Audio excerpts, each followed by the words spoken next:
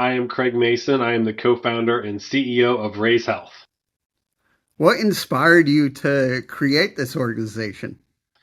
A kind of couple of different paths. I've lived in the health tech space for a long time, but personally, I've had several instances where I've struggled with my mental health and just have been lucky that the right person at the right time checked in on me to make sure that I was really okay. So started Raise really with the mission of how do I find that version of me who was never getting help, but really needed somebody to offer it. And so we've been down that mission for a couple of years. Yeah, so what are the some of the things you focus on? Yeah, so our world, we're really focused on early detection. How do we create and advance those connection points that get us further in the world of well-being? How do we connect and advance this well-being world? I mean, a lot of what we're focused on really is how do we understand the dynamics of how people are interacting in natural environments to know who is showing signs of needing mental health support and then automating the connection to that right resource in real time, really helping organizations get upstream and supporting the well-being of their populations. I know for me, I live with bipolar disorder too, and I wasn't diagnosed till I was 37. So I always think, like, what could have been if, Mm. I knew earlier and all that. So, how important is it to find out what's happening when you're a younger age? Yeah, I think it's unfortunate where we are now that mental health is so stigmatized because less than half of people get help at all. And for those that do, the average time from first symptom to first support session is 11 years. It takes 11 years of suffering before they say, okay, this is bad enough, or my life has gotten so worse, or whatever it is, to finally go make the leap and go get support.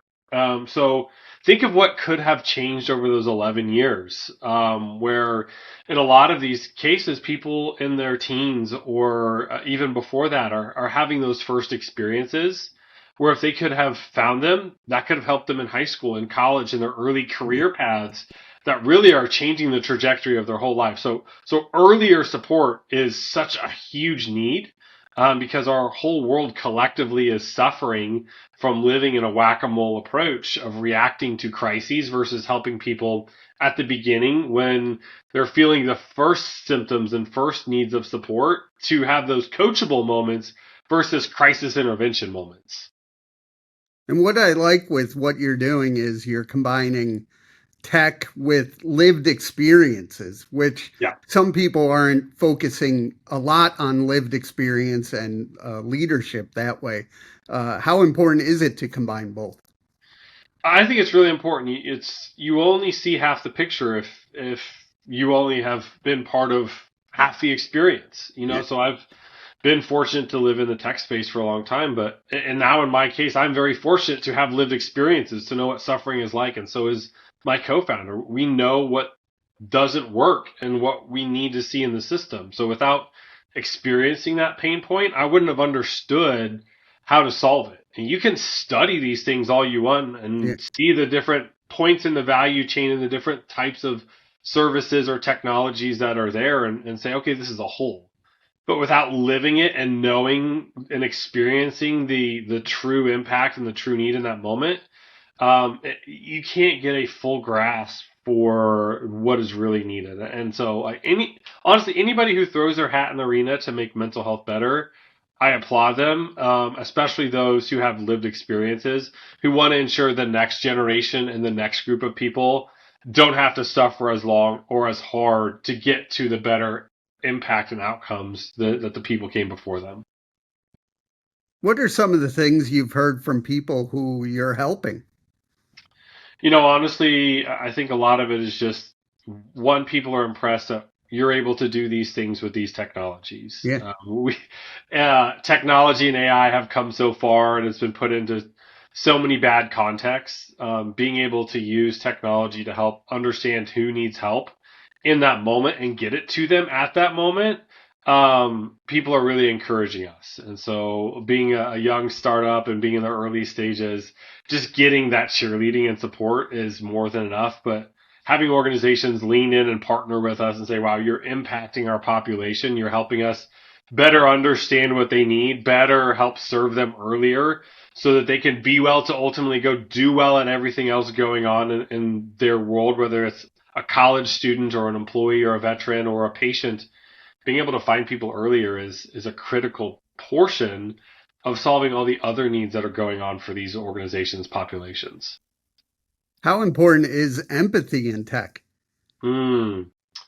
Um, I don't think that we can deliver technology anymore without having empathy, without having a perspective of the user experience, understanding their pain points, understanding their values and needs for them. So I think it's really important to sit in the chair of the person experiencing the issue and who's at the center of being solved as part of the issue to know how to really make a difference. There's too many things out there where, yes, logically, here's exactly how to go from A to Z, and here's the 22 steps, but without understanding the human experience and the pain points and the challenges and the opportunities of where their value, their emotion, their support, their needs are, it only gets a half baked solution and halfway solves the problem where you wouldn't feel completely satisfied with the outcomes unless you put empathy at the center of it, unless you made it truly driven around that person's experience and their needs.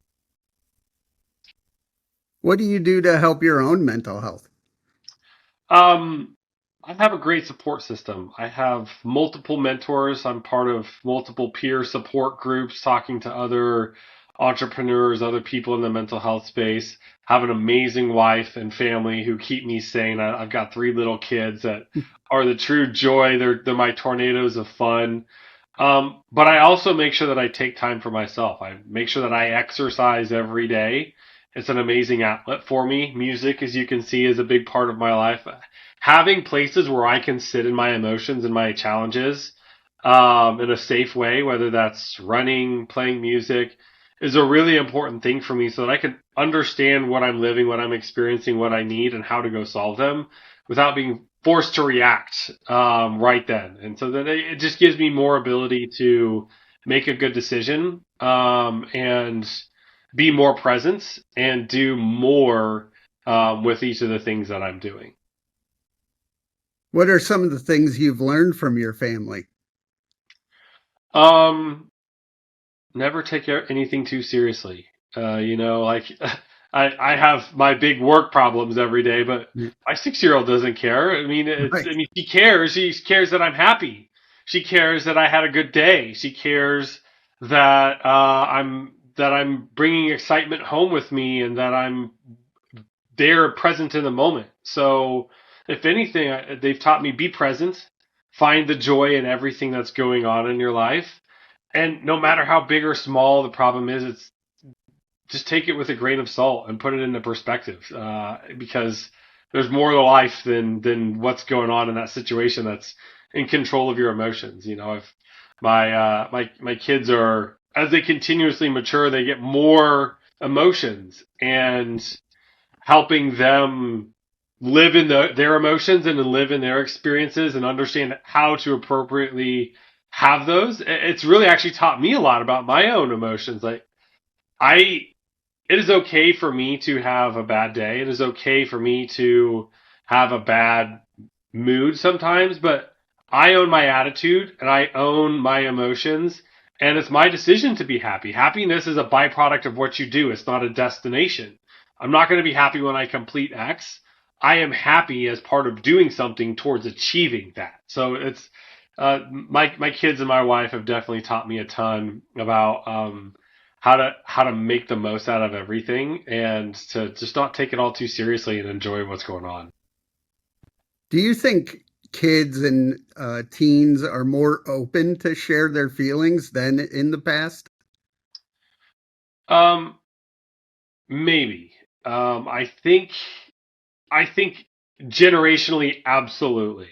Um, 20, 40, 80 years ago, mental health was so stigmatized where I really think 80, 100 years ago, mental health was considered a weakness. And we wouldn't even call it mental health then. We just called it somebody who was weak or who was out of control.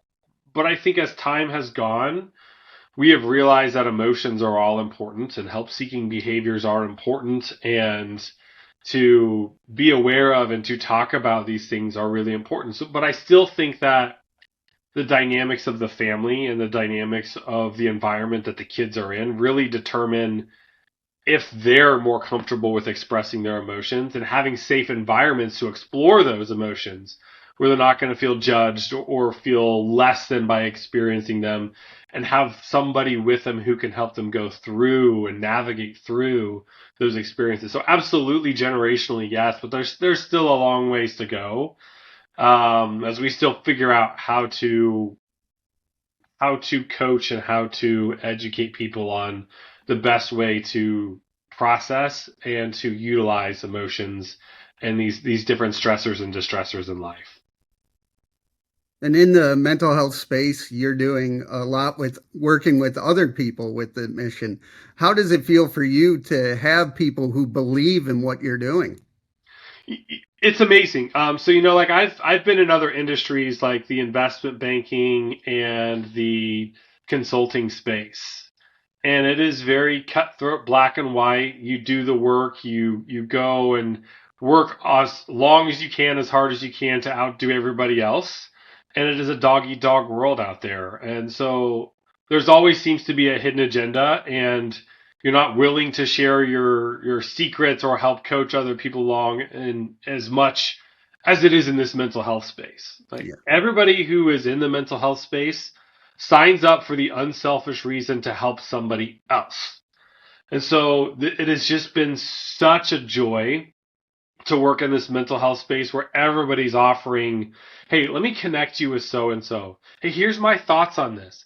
I would love to give you more time. What can I do to help you? And so it's just such a wonderful community of people who all believe in supporting others. And it's not about them, it's about looking in the mirror and knowing you achieved impact at the end of the day and that you're helping others do the same thing. It is so refreshing and so energizing to be around people who just want to see the entire ecosystem rise. Yeah, I've been getting a lot more interviews about the mental health tech space, and they start trusting me with their stories and all that, which is super awesome. But, I'm trying to get their message out there as well. Well, I think what I've also experienced about this space is the people who are in this space have a lived experience, Yeah. whether it's their own personal story, a direct family member, or a really close friend. They have all been adversely impacted by the mental health space and by the crises of mental health.